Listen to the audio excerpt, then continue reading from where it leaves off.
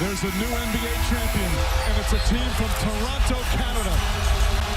We, the North, are now we, the champions. The Raptors, the 2019 NBA champs.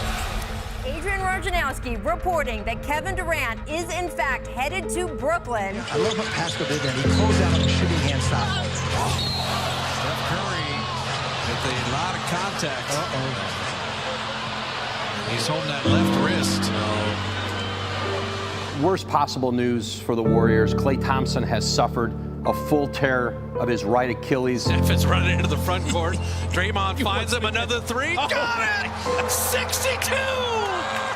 62! Steph is doing everything! There is a different energy to this man's game. The Memphis Grizzlies are in the playoffs. They eliminate the Golden State Warriors. Just didn't go our way. Tried to make the most of it. Come back, bottle this up, everybody make the right strides, take advantage of the summer, and you don't want to see us next year.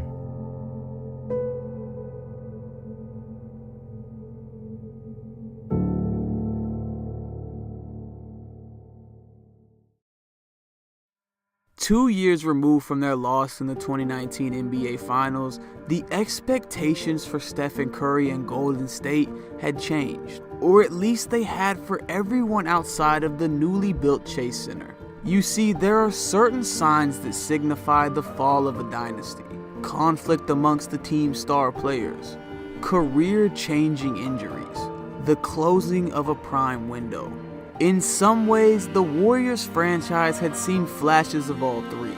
And now, after finishing with the league's worst record in 2020, they had failed to make the playoffs for a second straight season after being bounced from the play-in game by the Grizzlies a year prior. Questions began to arise about whether or not Stephen Curry was capable of once again leading his team to a championship, especially after years of having the luxury of sharing a team with one of the most talented scorers the game has ever seen. After all, how could someone be an all-time great without adding an NBA Finals MVP to their resume?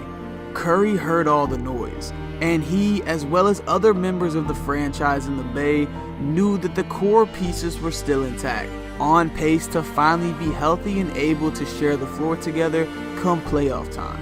The development of the electric young guard Jordan Poole over the past year, return of former Finals MVP Andre Iguodala, and the addition of 2 lottery picks in Jonathan Kuminga and Moses Moody meant that the Warriors roster was retooled and finally ready to make some noise just in time for the NBA's 75th anniversary season. You know, our culture remains the same, and everything that we do on the court and how we play, it'll be probably pretty similar to years of past, where it highlights, you know, how different we are as a team, especially when me and Klay are out there and Draymond. From the opening tip of the regular season, you could see there was a familiar fire behind these Golden State Warriors. They opened the first 20 games of the season with an 18-2 record, with Curry going off for 28 points per game over the stretch. This included a triple-double in an opening night win over LeBron James's Lakers and a 50-point, 10-assist explosion versus Atlanta that made him the oldest player to ever put up the stat line. Steph had faced his share of criticism since the team's collapse in the 2019 Finals, and coming off one of the best statistical seasons of his career the previous season, was on a mission to prove that he was still playing at a 2-time MVP level. It's just incredible to watch Steph. I think his greatness is at the level now where we just expect it.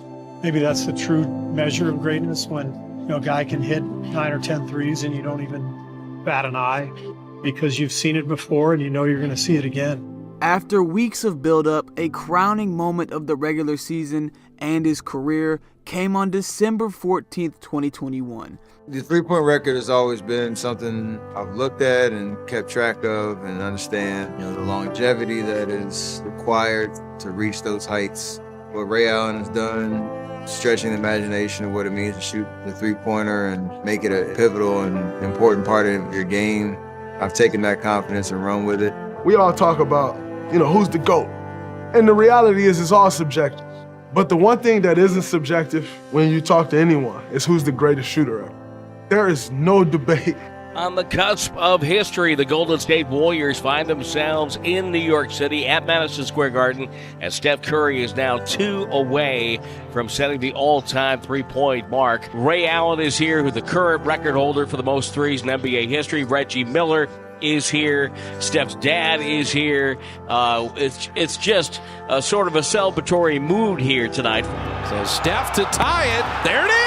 I knew he would make his first one. He equals Ray Allen very quickly. Barely took a minute and stands on the doorstep of history right now.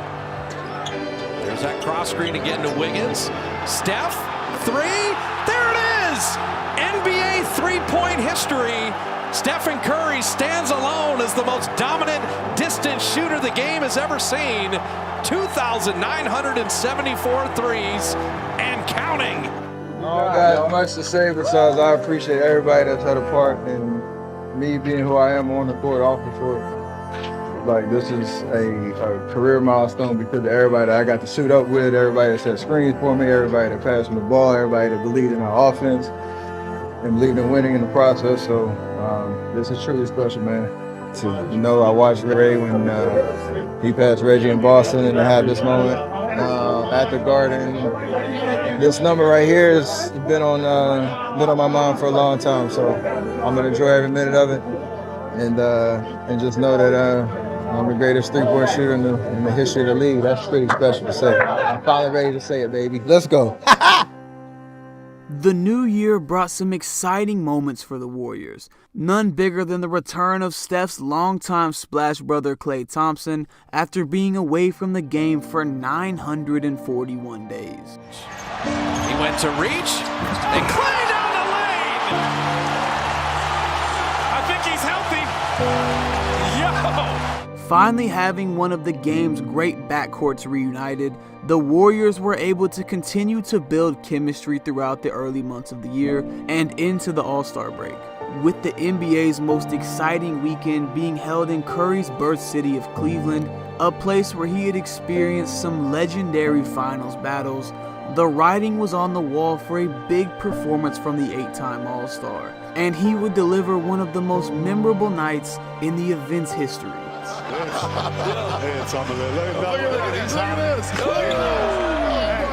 goodness. I had a few flashback nightmares. Stop. Everyone out here oohing and on with him. He's already got we can't keep up.